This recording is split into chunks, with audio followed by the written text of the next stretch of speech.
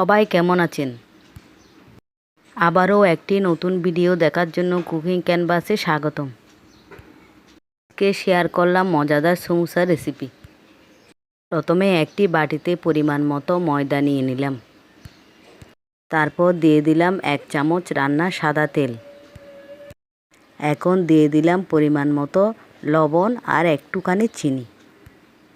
সবগুলো উপকরণ ভালো মতো মেখে মসৃণ একটা ডো তৈরি করে নিলাম।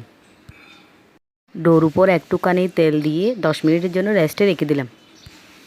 এখন মিডিয়াম সাইজে 2টি আলু সিদ্ধ করে নিলাম।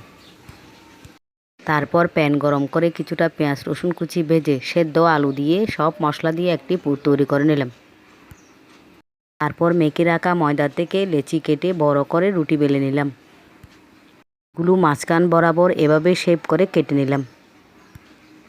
তারপর পরিমাণ মতো আলুর পুর ভরে সমুসার শেপ দিয়ে দিলাম। তবে সব সমুসাগুলো একে একে রেডি করে নিলাম। তারপর চুলায় একটি কড়াই বসিয়ে তেল গরম করে একে একে সব সমুসা দিয়ে দিলাম। চুলার জালটা একদম লো ফ্লেমে রেখে সমুসাগুলো নেড়ে চেড়ে এপিট ওপিট ভেজে নিতে হবে। বাসায় তৈরি এই সমুসাগুলো যেমন টেস্টি তেমন হেলদি, বাচ্চাদের জন্য তো অনেক ভালো। সবসময় বাইরের থেকে না কিনে এভাবে বাসায় আমরা বানিয়ে দিলে বাচ্চারা কিন্তু অনেক খুশি মনে খেয়ে ফেলে। সমুসাগুলো নেড়ে চেড়ে এপিট ওপিট হালকা বাদামি করে ভেজে একটি পরিষ্কার বাটিতে তেল জড়িয়ে তুলে নিলাম। তো বলবো যারা নতুন রাঁধুনি তারা এইভাবে একদম সহজ পদ্ধতিতে সমুসা বাসায় বানিয়ে নিতে পারবেন। সমুসাগুলো খেয়ে বাসার সবাই কিন্তু আপনার অনেক প্রশংসা করবে।